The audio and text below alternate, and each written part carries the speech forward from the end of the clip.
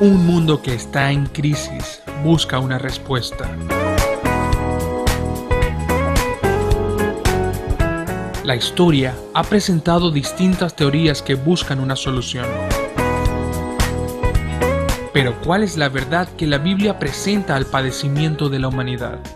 Cristianismo hoy. El mundo contemporáneo evaluado desde el prisma de la fe.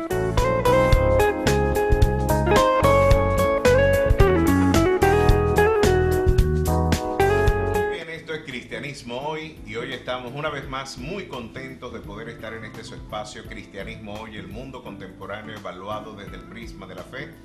Y hoy estamos sobreabundando en gozo una vez más. Este espacio se viste una vez más de lujo con la presencia de nuestro querido invitado, un hombre al que yo considero el apologista en lengua castellana de mayor importancia en el mundo contemporáneo. Estamos hablando nada más y nada menos que del doctor Antonio Cruz. Y hoy, en verdad, ha sido esto el cumplimiento de un sueño. Desde hace mucho tiempo he atesorado la esperanza de poder hacer este programa y de poder encontrarnos con el extraordinario pensador que hoy estará engalanando este espacio Cristianismo Hoy. Sin más preámbulos, quiero dejarles con el saludo de nuestro querido y entrañable hermano y amigo, el doctor Antonio Cruz. Pues un gran placer para mí poder saludar a todos vosotros y a todos los oyentes de Cristianismo Hoy en Venezuela, desde Barcelona. Acá en Barcelona ahora está haciendo mucho frío, está nevando. No suele nevar casi cada año en Barcelona, pero ahora sí, está cayendo bastante nieve, aquello de las lluvias de bendición. El agua siempre es bien recibida en este país. Es un placer estar con ustedes en antena y poder charlar pues de lo que ustedes quieran. Excelente. Y en verdad yo no hallaba por dónde empezar con usted, porque usted ha sido un polígrafo y yo hace unos momentos mencionaba, usted ha sido pastor, docente universitario, conferencista internacional. Además de esto, ha sido un investigador en el ámbito de las ciencias biológicas. Tengo entendido que usted ha descubierto nuevas especies para la ciencia. En verdad, yo no sé cómo hace usted. Y encima de eso nos escribe 1 o 2 libros por año. Y de alguna manera, dentro de toda esta maravillosa exposición literaria, yo me he encontrado pues con el problema de cuál de los temas deberíamos abordar con Antonio Cruz. Pero sin duda alguna, quizás uno de los temas que mayor pertinencia y relevancia tienen para la iglesia posmoderna, la iglesia de la posverdad, la iglesia post-wittgensteiniana, la iglesia post-Foucaultiana, la iglesia post-heideggeriana, esta iglesia que hoy está en el contexto de un mundo posmoderno, que está afrontando desafíos apologéticos quizás inéditos en el ámbito de la exposición sagrada, en el ámbito de la exposición bíblica. Y usted también nos ha deslumbrado con literatura en la cual de alguna forma ha hecho una exhortación para que la iglesia afronte el desafío apologético en el mundo contemporáneo.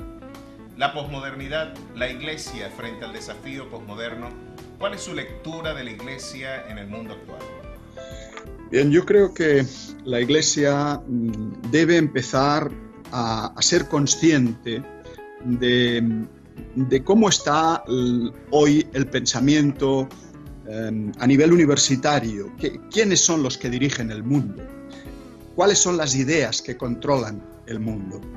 Y quizá hoy, más que nunca, el cristianismo, en general la fe cristiana y todas las religiones, de alguna manera están siendo atacadas, están siendo vilipendiadas por lo que se ha dado en llamar el nuevo ateísmo.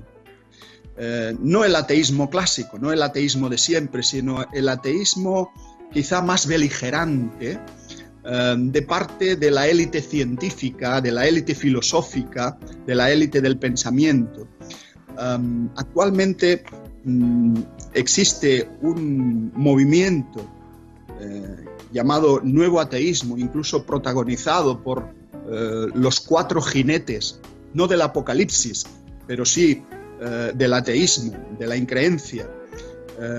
Pensadores como Richard Dawkins, que es un biólogo inglés, él fue el que creó hace ya bastantes años aquel famoso libro El gen egoísta.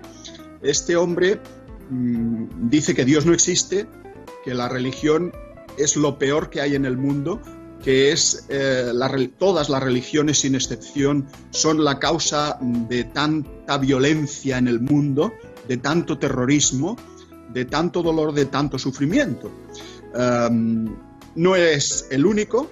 Richard Dawkins viene seguido de Sam Harris, un más joven que él, Christopher Hitchens, que falleció recientemente, Daniel Dennett, un neurobiólogo. Hay todo un cuerpo de especialistas, cada uno en su disciplina, ateos, que están intentando ridiculizar la religión, pero a nivel universitario, en las aulas.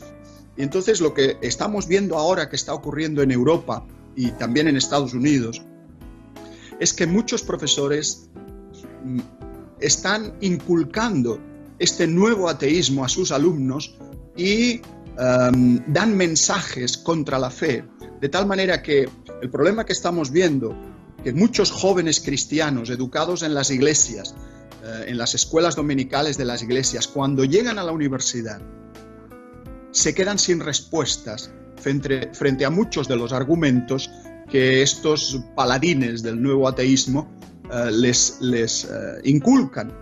Y vienen a la iglesia, pero cada vez van perdiendo la fe. Llega el momento que pierden la fe y abandonan la iglesia. Y a veces cuando uno analiza los argumentos de estos nuevos filósofos incrédulos, se da cuenta de que no tienen una base quizá como la base que tenía el ateísmo clásico. En realidad son argumentos muy simples, pero los muchachos que no están preparados para responderlos sucumben muchas veces a esos argumentos. Por ejemplo, me venía un alumno hace unos meses muy preocupado porque su profesor de filosofía le había dicho, bueno, ese Dios en el que tú crees, si es omnipotente, si lo puede hacer todo, puede hacer una roca, una piedra tan grande, tan grande, tan grande y tan pesada que ni él mismo pudiera levantar, porque si no puede, no es Dios, no es omnipotente. Y eso ya constituía para el muchacho un problema, como él no sabía la respuesta. Y era la paradoja tan absurda, y simplemente decirle, pero oye, ¿por qué no le preguntaste al profesor y no le dijiste que Dios no hace absurdos?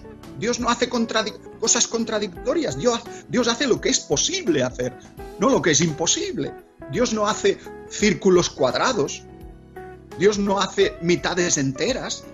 Dios no hace solteros casados. Dios no hace este tipo de paradojas. Eso es absurdo. Eso no demuestra que Dios no existe. Y eso resulta bastante interesante porque uno puede traducir indistintamente la definición de Jesús en Juan 1.1. En el principio era el verbo y el verbo era con Dios y el verbo era Dios. E independientemente del contexto, más bien teniendo presente el contexto, uno puede traducir logos por palabra, pensamiento o razón misma. Curiosamente, el Dios, el que es objeto de nuestro culto, es razón, es racional. Y la fe, una vez dada a los santos, es susceptible de poder ser defendida, como decía el apóstol Pedro. Podemos presentar defensa ante todo aquel que demande razón de nuestra esperanza. Es decir, no vulnerando los principios del pensamiento que ya Aristóteles estableció y de alguna forma legó al pensamiento occidental. De cualquier manera, hay una piedra muy grande que Dios no puede levantar.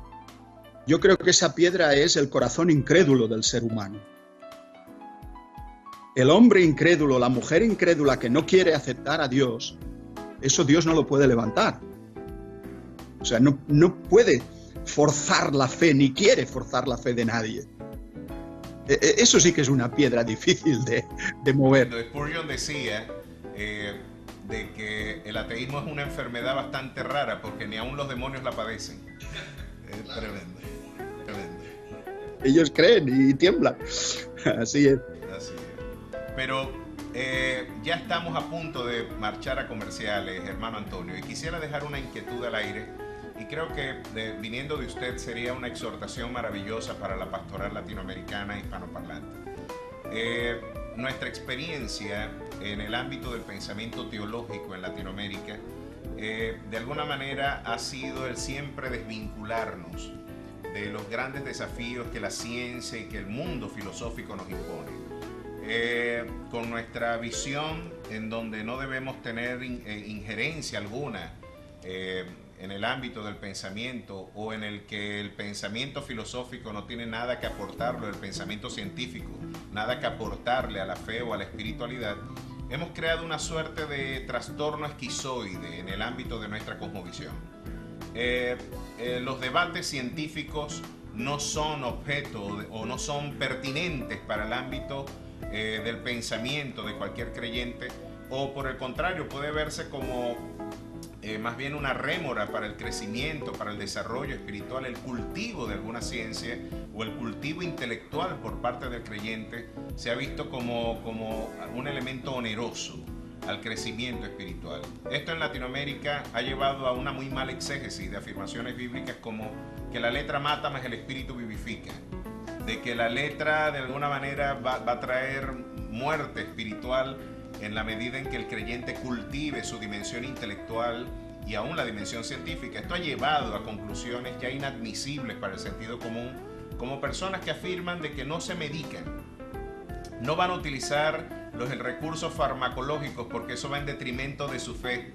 Y hay personas que tienen dificultades incluso para interpretar el hecho de la enfermedad y logran interpretarlo dentro de esta visión de la teodicea, si es que eso puede llamarse teodicea, la visión neocarismática del sufrimiento y del dolor. Han llegado a la conclusión de que el que está enfermo está brindando un testimonio de incredulidad. No debemos medicarnos, no debemos asistir a un médico. Esto, por absurdo que podamos entenderlo, lamentablemente, inadvertidamente está en gran parte de nuestros púlpitos en el mundo contemporáneo. ¿Qué exhortación tiene usted que hacernos?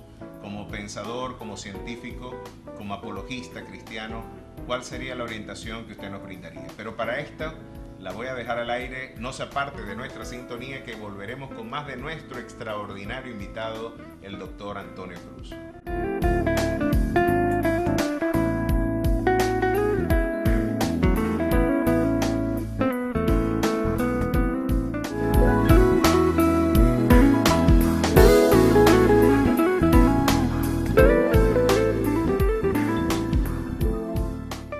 Estamos de vuelta en este su espacio Cristianismo Hoy, y quiero reiterar mi alegría, la expresión de júbilo que hoy embarga mi corazón al tener a mi querido, entrañable pastor y amigo, el doctor Antonio Cruz, en este espacio de Cristianismo Hoy en este día.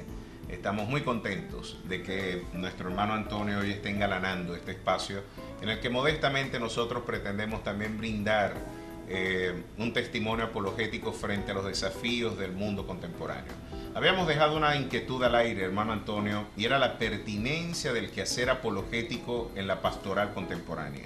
¿Qué exhortación, qué orientación tiene usted para una iglesia sábado sensacionalizada, que ha sido la expresión que yo he utilizado trayendo a memoria un programa de televisión de mucha divulgación en nuestros medios acá, de entretenimiento en esta iglesia entretenida, en esta iglesia emocional y sentimentalista? ¿Cuál sería su palabra de orientación para la iglesia actual?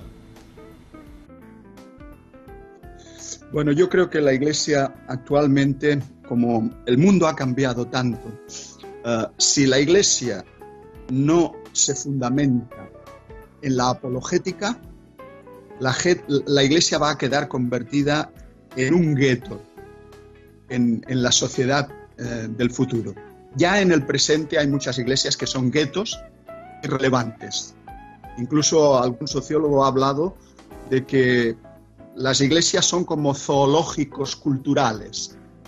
De ahí, con especies en peligro de extinción, que tarde o temprano se acabarán, se extinguirán. ¿Y eso por qué es así?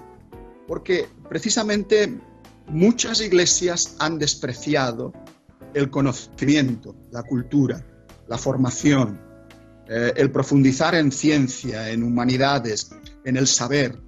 Y hemos supuesto que la idea esa de que la letra mata, pero lo que la letra mata es el analfabetismo. Es decir, tenemos la obligación de estudiar, de prepararnos, de darles respuestas a nuestros hijos para todas las dudas que van a venir de fuera, del mundo, de la sociedad. Este es el problema que tenemos hoy, que los muchachos, al no tener respuestas, acuden a sus pastores lamentablemente tampoco les pueden, en algunos casos, dar respuestas, ni los líderes de jóvenes, y los muchachos creen que no existen respuestas a esas dudas ateas que se les plantean. Y entonces, pues se van al otro bando. Yo creo que el Evangelio dice claramente que debemos amar a Dios. Es verdad, con todo nuestro espíritu, con todo nuestro corazón, con todos nuestros sentimientos, con toda nuestra emoción, pero también con nuestra mente. La mente no puede quedar menoscabada en la preparación del ser humano. El espíritu es bueno, pero alabar a Dios con toda nuestra mente implica formarnos en todas aquellas ideas que hoy están en la sociedad y ver las que pueden ser peligrosas y saber cómo atajarlas.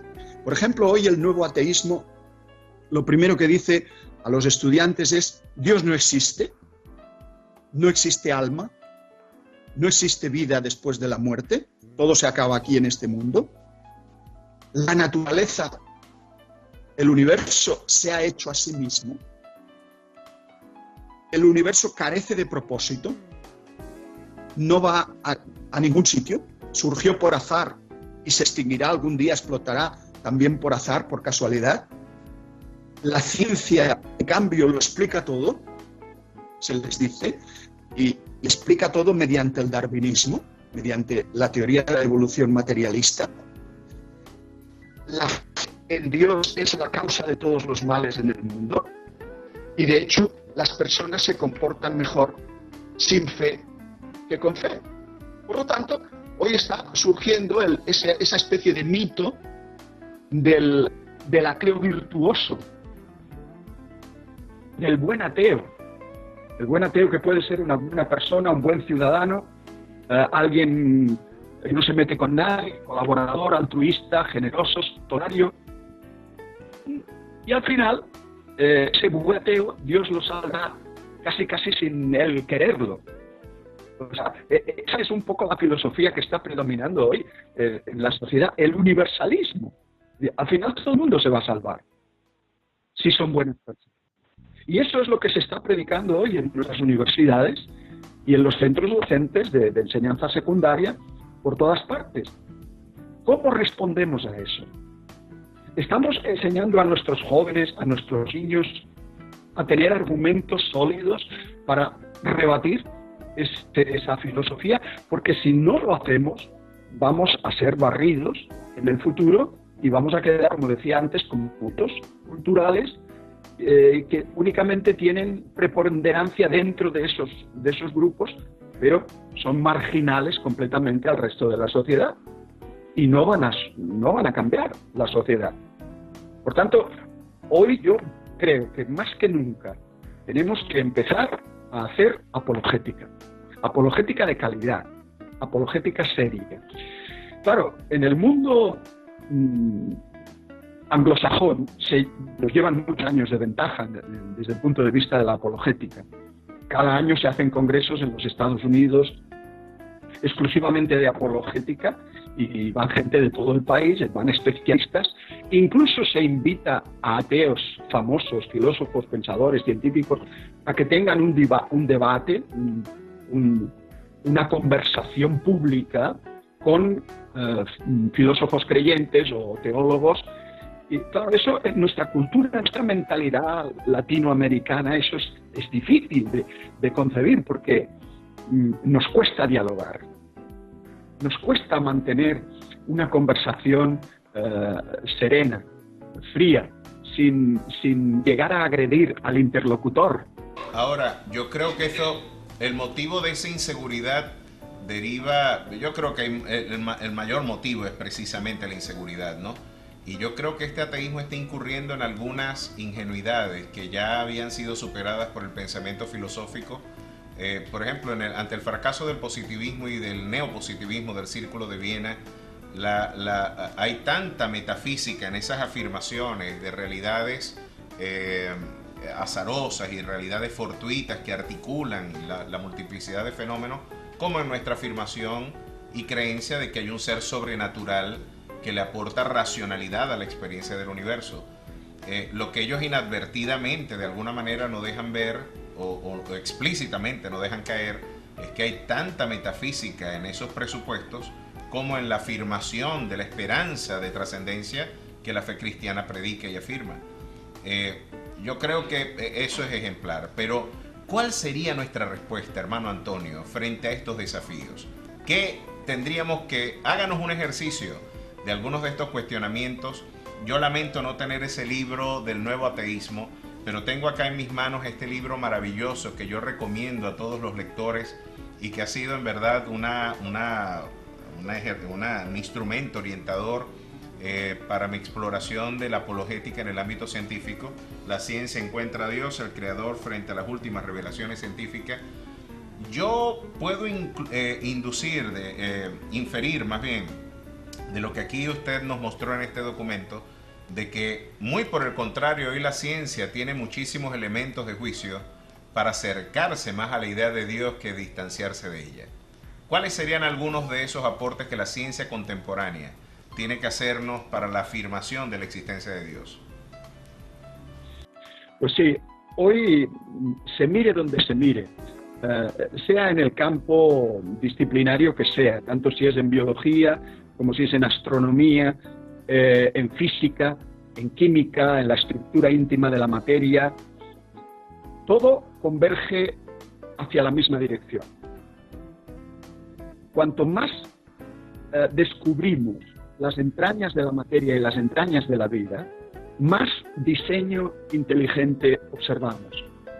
En la época de Darwin, por ejemplo, una célula, se creía que la célula era como una gotita de aceite, con un núcleo en el centro y poca cosa más. Claro, los microscopios de la época de Darwin eran muy rudimentarios. Hoy tenemos microscopios electrónicos, microscopios de barrido, incluso tenemos microscopios para ver los átomos, no las células, sino los átomos.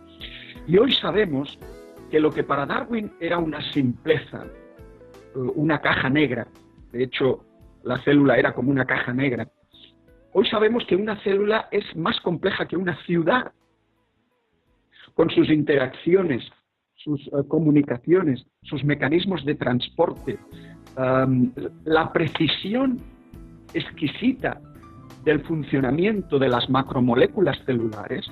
Eso no se ha podido generar a partir del azar solo.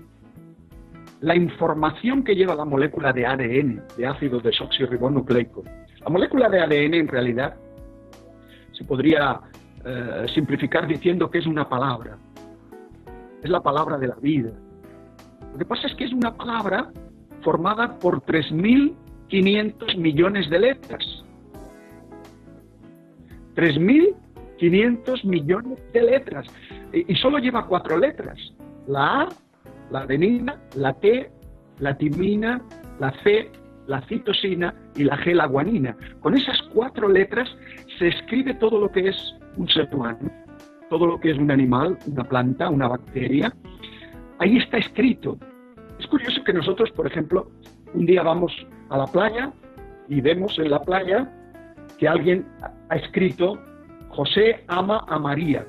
Inmediatamente decimos, esto es un mensaje de una mente inteligente. Esto no lo ha hecho el agua, las olas. Esto no lo ha hecho la erosión, el viento. Esto ha habido una inteligencia que lo ha escrito. En cambio, vemos una palabra que tiene 3.500 millones de letras y que dice exactamente cómo tiene que ser un ser humano, y decimos azar, es casualidad, esto se ha hecho solo, es la evolución de la materia en la vida. Es absurdo. Hoy estamos viendo en todas las disciplinas que hay un diseño en el mundo, algo que no se puede explicar mediante las mutaciones aleatorias y la selección natural. Este es uno de los principales problemas que tiene planteados hoy la ciencia, sobre todo la biología. Hace unos meses en diciembre del 2016, finales del 2016, hubo un congreso de biólogos evolutivos en Londres, en el Reino Unido. Y el tema del congreso era cuáles son los problemas que hoy tiene planteados la teoría de la evolución. Y entre los problemas era el origen de la información. Sabemos que las células tienen muchísima información, pero ¿puede el azar generar información biológica? Este es el problema. Esa pregunta es interesante porque a mí me hace falta mucho más fe.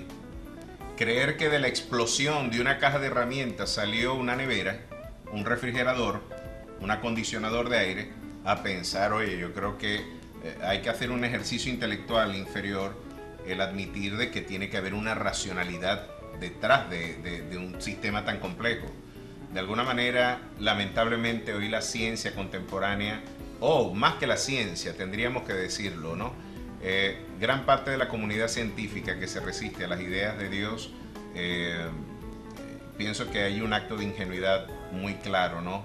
Cuando lo que decía James Edwin Orr en su libro La concepción cristiana de Dios y del mundo, la gran contradicción del ateísmo, entre otras cosas, pasa por admitir la idea de una racionalidad sin la admisión de la idea de un sujeto racional.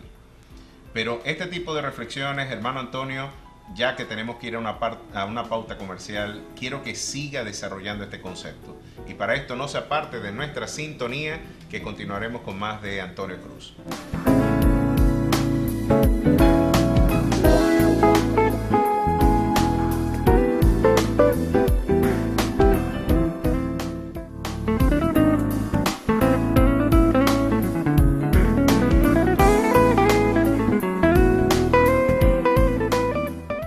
Seguimos en este su espacio Cristianismo Hoy, el mundo contemporáneo evaluado desde el prisma de la fe.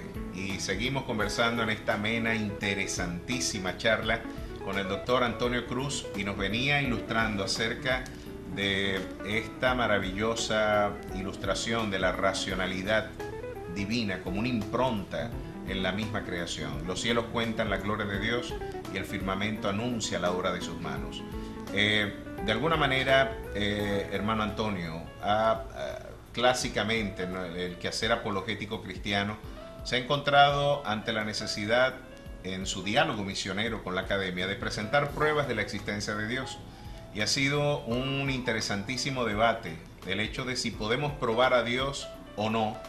Muchos concluyen, incluso en el ámbito de la arena de la fe, si podemos probar a Dios, Dios no es Dios entonces. Pero yo creo que hay evidencias suficientes en el ámbito de la ciencia, en el ámbito de la investigación contemporánea, que nos invitan a concluir lo que el salmista y el mismo apóstol Pablo en Romanos, capítulo 1, verso 23 en adelante, verso 20 en adelante, nos afirma diciendo de que su eterno poder y deidad se hacen claramente visibles por medio de las cosas hechas. ¿Qué evidencias la ciencia nos brinda para la afirmación de la existencia de Dios? Bueno, yo creo que hay muchas evidencias. Si tuviésemos que ponerlas en una balanza, son muchas más las evidencias a favor de Dios que en contra. Por ejemplo, una de las cosas que la biología, que es sobre todo mi campo, mi terreno, ha descubierto en los últimos 10 años, es lo que se llama la epigenética. O sea, hasta ahora sabíamos que la genética, pues los genes son trozos de ADN, son pequeñas frases dentro de esa gran palabra que es el ADN, y cada gen producía una proteína o un conjunto de proteínas, y las proteínas son las que hacen todas las funciones dentro del cuerpo humano. Las proteínas nos permiten respirar, nos permiten que la sangre circule, nos permiten hacer la digestión, nos permiten reproducirnos, lo hacen todo las proteínas. O sea que la información que hay en el ADN se pasa a las proteínas, y los cuerpos, de alguna manera, dependen de lo que hay en el ADN. Y se pensaba que esto era algo dogmático, algo ortodoxo, que no se podía alterar, que no se podía cambiar. Sin embargo, hemos visto que esto no es así. Es decir, se ha visto, por ejemplo, que dos hermanos gemelos univitelinos, es decir, dos mellizos, dos gemelos que han nacido juntos, que tienen evidentemente el mismo ADN, la misma información genética, si a uno recién nacido se lo lleva a un país nórdico, por ejemplo a Canadá o a Noruega, y el otro se queda en un país tropical, y cada uno crece en esos ambientes distintos, con un alimento distinto, con un aire que respira distinto, con un ejercicio distinto, con un estrés en el trabajo, con unas horas de trabajo o de descanso, con múltiples factores ambientales. Esos factores ambientales no es que modifiquen los genes, el ADN, la información genética, pero sí que son como interruptores, apagan y encienden determinados genes.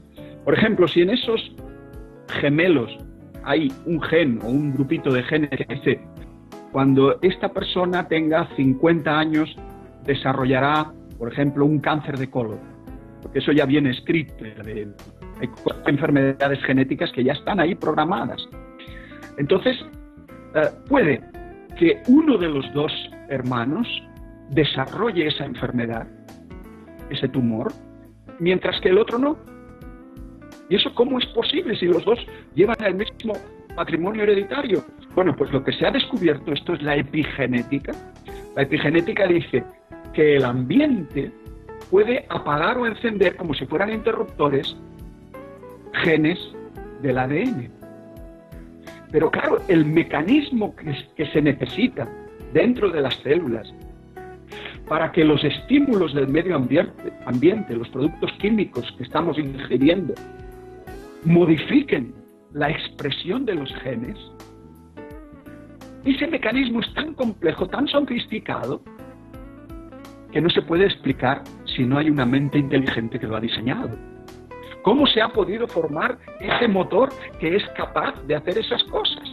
Esto es lo que ha sorprendido a los científicos.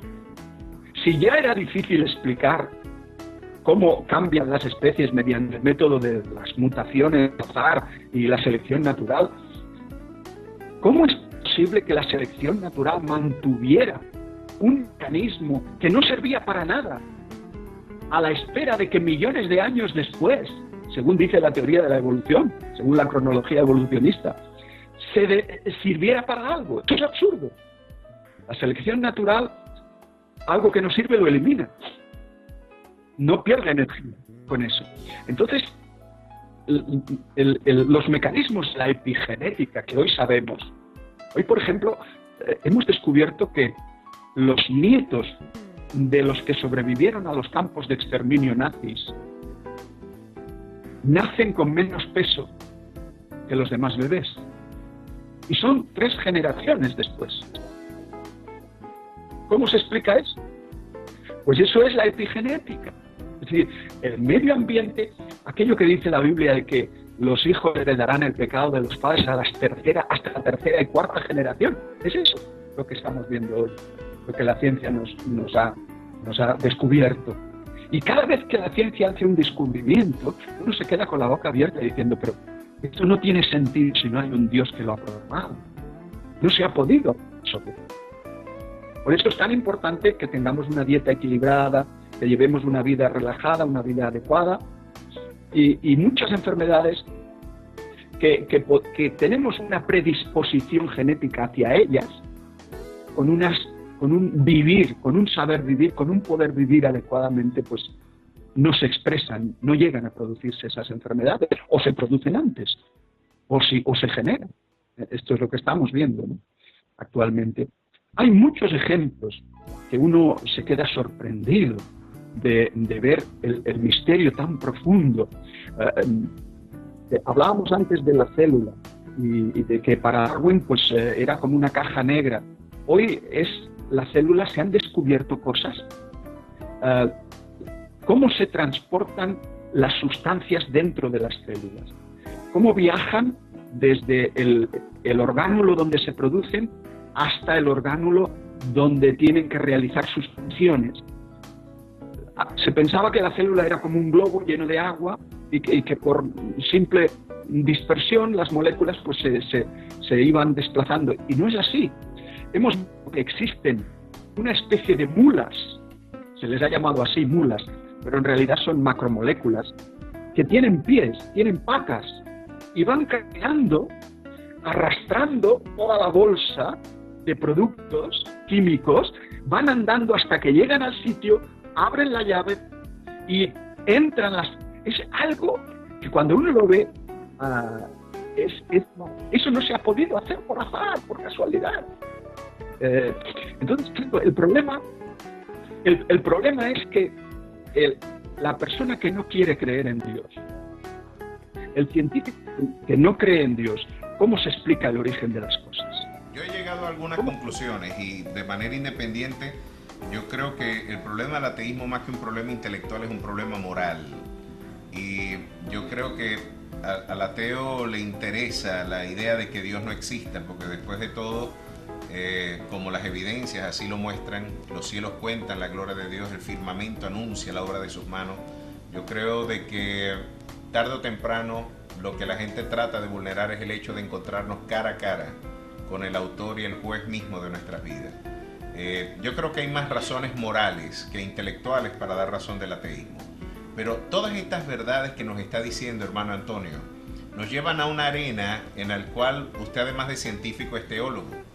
Y todos estos adelantos en el ámbito de la investigación biológica, en el ámbito de la investigación científica, han brindado un desafío inédito para la teología contemporánea. Y tiene que ver con el ámbito y con el área misma de la bioética, en donde han concurrido pues grandes y profundos debates, no menos acalorados debates en el ámbito de la academia, de la iglesia, de diversos sectores que hacen vida intelectual, y es la concurrencia de estos adelantos en el ámbito de la genética y en el ámbito de la fe, de la moral, de la ética misma. La bioética.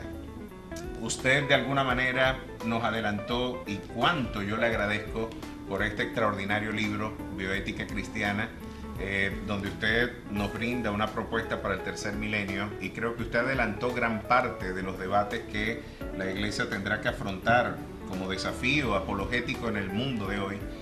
Allí usted nos hablaba de la clonación y los grandes debates que estas investigaciones biológicas han suscitado, los grandes descubrimientos del ADN han suscitado para el mundo bioético contemporáneo.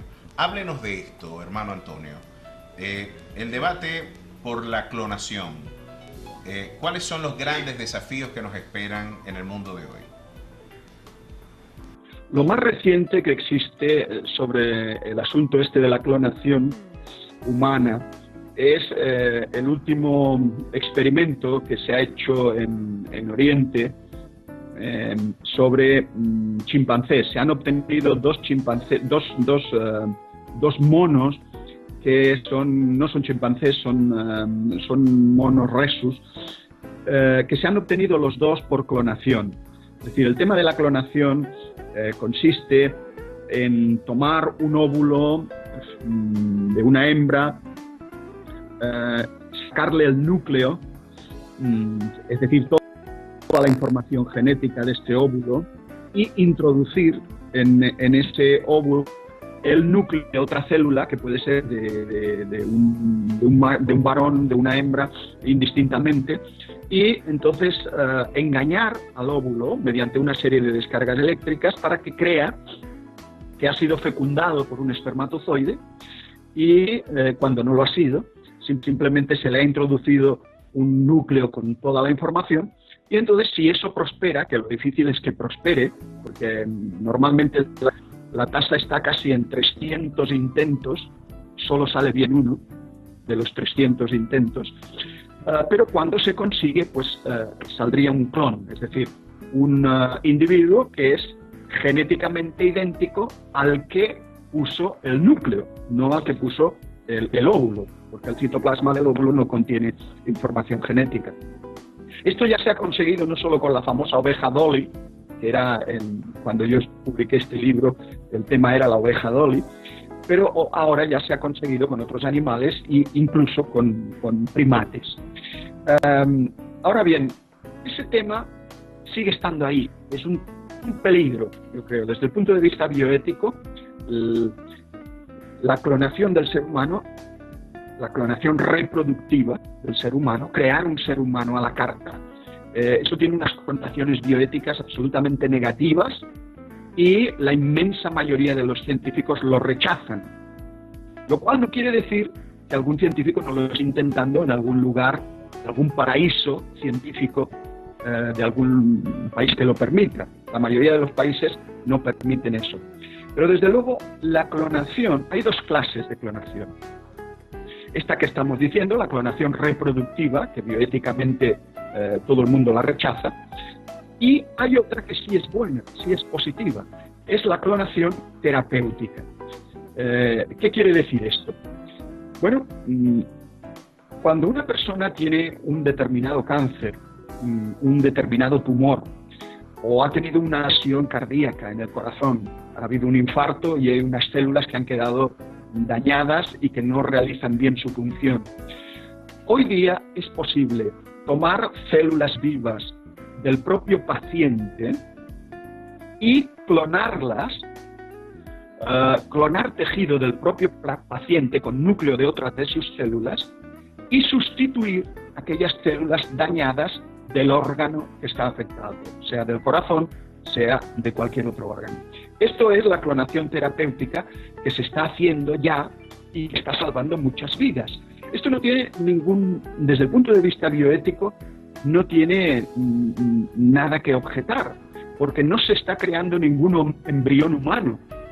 Únicamente lo que se crea son células de un determinado tejido, se reproducen esas células para volverlas a implantar, hacer un trasplante, autotrasplante en el propio individuo, y así se consigue curar muchas cardiopatías y muchas enfermedades. O sea que conviene saber distinguir entre la clonación terapéutica, bioéticamente aceptable, y la clonación reproductiva, que es algo absolutamente censurable y rechazable desde la perspectiva cristiana y desde la perspectiva ética general. Así es, así es. Bueno, tenemos ya que hacer otra pausa comercial, pero seguiremos meditando en torno a estos grandes debates bioéticos y sobre todo a la pertinencia del ejercicio apologético en el mundo contemporáneo. No sea parte de nuestra sintonía, que ya volvemos con más de Cristianismo Hoy.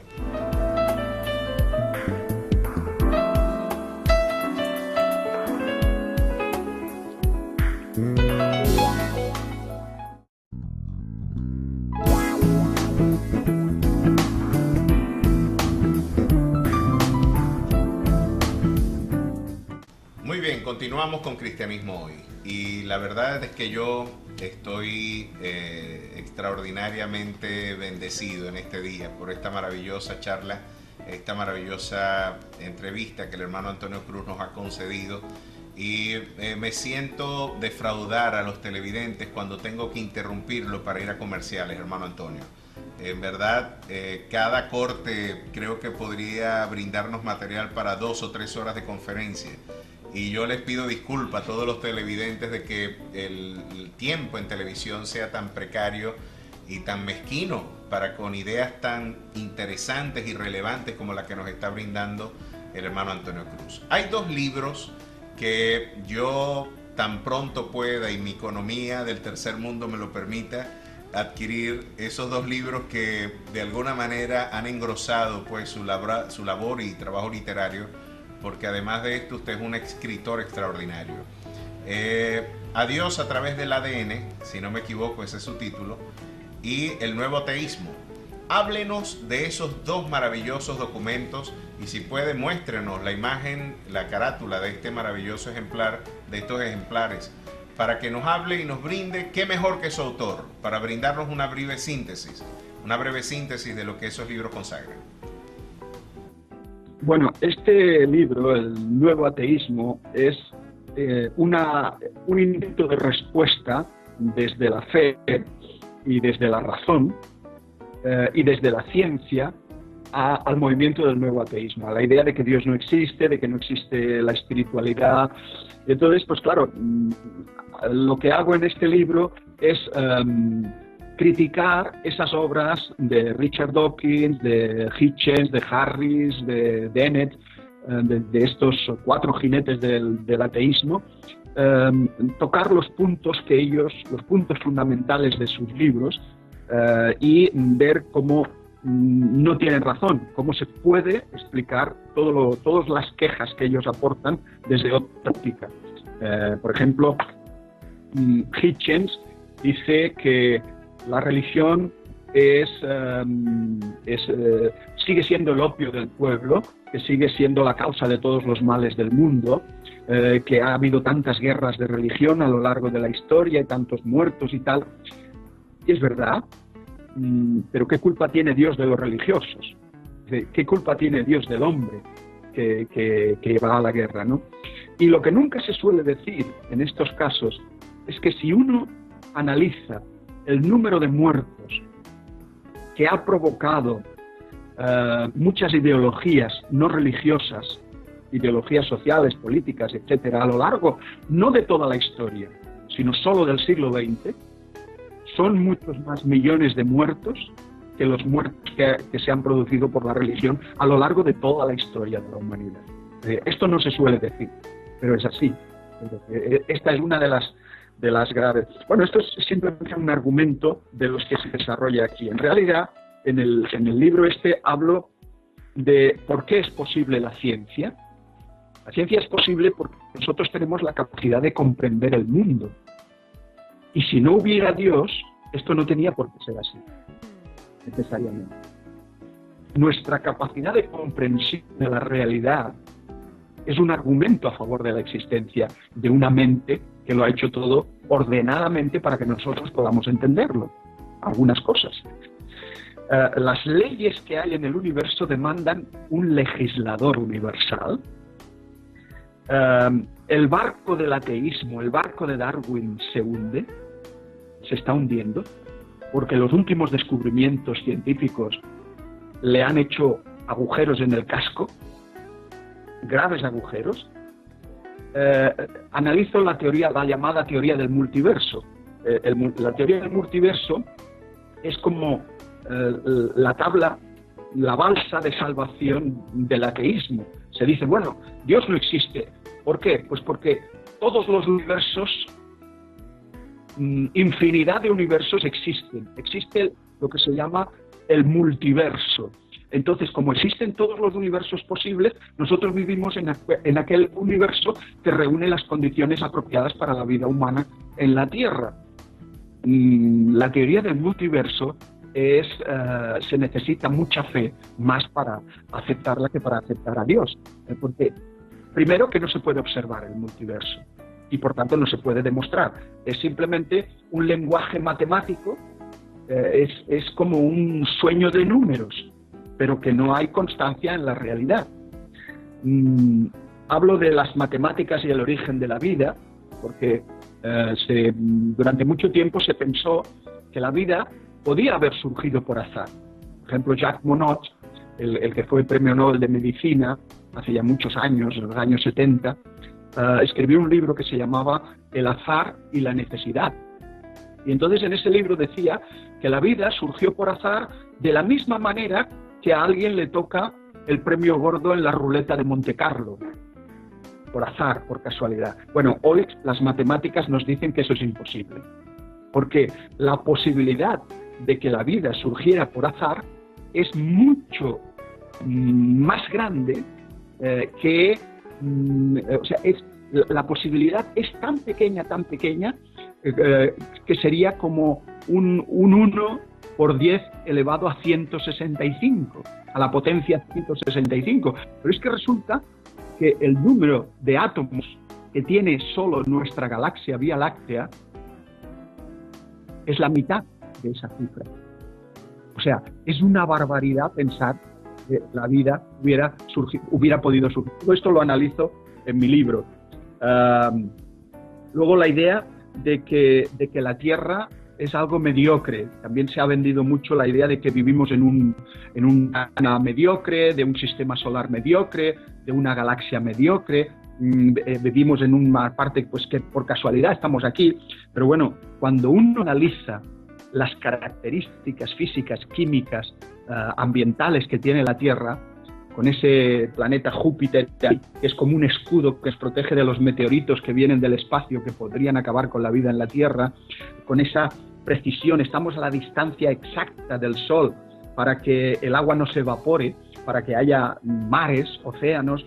Cuando uno analiza todo eso, se da cuenta de que el azar ahí no tiene cabida. O sea, eso ha sido pensado exquisitamente por alguien, ¿no? Y hay un libro muy interesante que habla de eso, que se titula El planeta privilegiado. Es un libro que está en español, es un libro que se publicó hace ya unos 10 años. Después hablo de esta mala teología del nuevo ateísmo. Dios no evoluciona, como alguno ha dicho por ahí. Dawkins dice que Dios es malvado, que Dios es un tirano cruel. Bueno, analizo también ese asunto. Hablo del Jesús de los ateos por Jesús, que se definen, solo aceptan algunos aspectos revolucionarios de Jesús, pero no los aspectos espirituales. Y bueno, en general, pues hablo de las supuestas contradicciones de la Biblia, y de una serie de argumentos a favor de la existencia de Dios. Esto sería un poco todo lo que y muchas cosas más, ¿no?, que me dejo en el tintero en este libro de nuevo ateísmo. El otro es más científico. Adiós por el ADN es un libro que ya entra más en materia, en biología. Entra más en la estructura del ADN, cómo funciona el ADN y la cantidad de información que conlleva. Hago una especie de introducción histórica de qué es el movimiento del diseño inteligente, cuándo surge ese movimiento, formado básicamente por científicos de todo el mundo, pero sobre todo del mundo anglosajón, Unidos, que antes eran científicos evolucionistas, incluso algunos eran escépticos, pero que han llegado a reconocer que la ciencia apunta hacia un Dios. Uno de los más grandes ateos que ha tenido el siglo XX, Anthony Flew, es inglés. Él ha sido durante toda su vida profesor de filosofía, y quizás ha sido el hombre que más trabajos en favor del ateísmo ha publicado en revistas especializadas en el Reino Unido. Pues bien, este hombre a la edad de 80 años se desdice y llega a la conclusión de que Dios existe. Bueno, inmediatamente sus colegas empiezan a difamarlo, a decir: este hombre está loco, tiene demencia senil, algún grupo de fundamentalistas religiosos le ha lavado el cerebro, algún problema tiene. Todo menos aceptar que realmente hubiese llegado mediante la razón a esa realidad. Y él tiene un libro que es una maravilla de leer, es un libro muy breve, que se titula Dios existe. Y él dice: no me ha llevado ningún argumento religioso, ninguna religión me ha llevado a esta conclusión, únicamente me han llevado razonamientos científicos. Y pone en primer lugar la información de la molécula de ADN. ¿De dónde sale eso? ¿De dónde sale la vida? ¿Cómo de la materia muerta, de la materia inorgánica, puede surgir la mente humana? Las leyes del universo. Él se fija en esas cosas. Esto no se puede explicar mediante el ateísmo, cosa que yo he hecho durante toda mi vida. Y ahora me arrepiento. Bueno, pues analizamos un poco la vida de Flew y luego entramos ya en materia. El misterio de la información biológica, el ADN, y también hablamos, al final del capítulo 9, hablo de todas las posturas que existen actualmente frente al tema de los orígenes, el origen de la vida, el origen del universo, el origen del hombre, todas las posturas que existen en el ámbito teísta, en el mundo cristiano. Es decir, analizamos ahí el creacionismo de la tierra joven, el creacionismo de la tierra antigua, los días de la creación, la muerte antes de la caída, según Dembski, como él explica, los evolucionismos teísmos, los 4 evolucionismos teísmos, en fin, todas las posiciones que ha habido a lo largo de la historia sobre ese tema y hacia dónde converge hoy el asunto, ¿no? O sea que este es un libro también que en la misma línea un poco se puede decir de adiós por el ADN. Y ahora estoy trabajando en un proyecto que me pidió la editorial CLIE, que hiciese un diccionario enciclopédico ilustrado sobre los animales y plantas de la Biblia. Y entonces lo estoy haciendo desde el punto de vista científico, pero también teológico. Es decir, ¿por qué se usan esas palabras, esos animales, esas plantas? ¿Con qué finalidad? Y ahí andamos pues el tiempo que nos queda trabajando en eso, a la vez que llevo ya medio escrito uno sobre el origen del hombre, uno que posiblemente se titulará Adán y Eva frente a Darwin. Extraordinario, extraordinario. Pues yo me voy a acostar temprano para que amanezca rápido y ese libro salga pronto. Estamos muy contentos y en verdad me voy con el ánimo de volver a invitarle a un nuevo programa, amado hermano y pastor, porque yo creo que este mismo sentir lo tienen los televidentes. ¿Sí? Nos quedamos con ganas de seguir escuchándole. Hay tanto material, hay tanta información pertinente para nuestros estudiantes, para nuestros pastores, para nuestros líderes frente a los desafíos apologéticos contemporáneos, que yo creo que usted se tiene que comprometer con nosotros a un nuevo programa para el desarrollo de algunos de estos temas con los que hoy nos ha cautivado. En verdad me parece maravilloso. Tenemos que planificarlo con tiempo. Tenemos que planificarlo con tiempo porque yo viajo mucho. Casi siempre estoy fuera. Eso yo Estamos viajando, dando conferencias. El año pasado prácticamente estuve desde Canadá, viajamos hasta Paraguay. O sea, prácticamente todos los países de América estamos dando charlas, sobre todo en Estados Unidos, como hay tantas iglesias hispanas que se encuentran con este problema de los jóvenes que van a la universidad y allí tienen problemas de ateísmo, pues quieren que hablemos de apologética, ¿no? Y ahí andamos muy atareados, pero bueno, sabiéndolo con tiempo es posible. Sí, Señor. Y estoy seguro que tendremos esa ocasión. Si Dios en su providencia y soberanía así lo dispone, tendremos el placer de seguirle escuchando. Y con ansias esperaré esa nueva literatura que va a enriquecer mucho más nuestra cultura en la fe.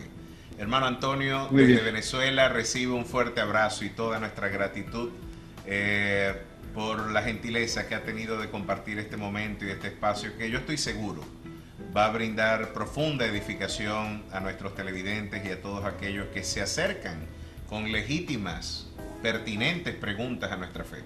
Yo estoy seguro que va a ser de profunda edificación para ellos. Así que Dios me les bendiga, muchísimas gracias y esperamos tenerles de nuevo por este espacio. Que Dios me les bendiga, hasta luego. Y toda la gloria para el Señor. Amén, amén, así es. Esta fue nuestra entrevista y nuestra extraordinaria charla con este extraordinario pensador, científico, pastor, hombre de fe y hombre de ciencia, Antonio Cruz.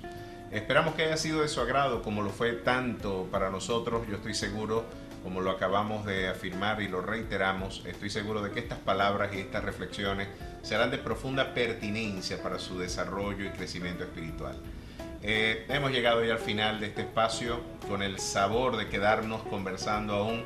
Sin embargo, queremos invitarle una vez más para que cada miércoles a partir de las 6:30 acá en su espacio Cristianismo Hoy tengamos una nueva cita en donde hemos titulado este espacio El Mundo Contemporáneo Evaluado desde el Prisma de la Fe.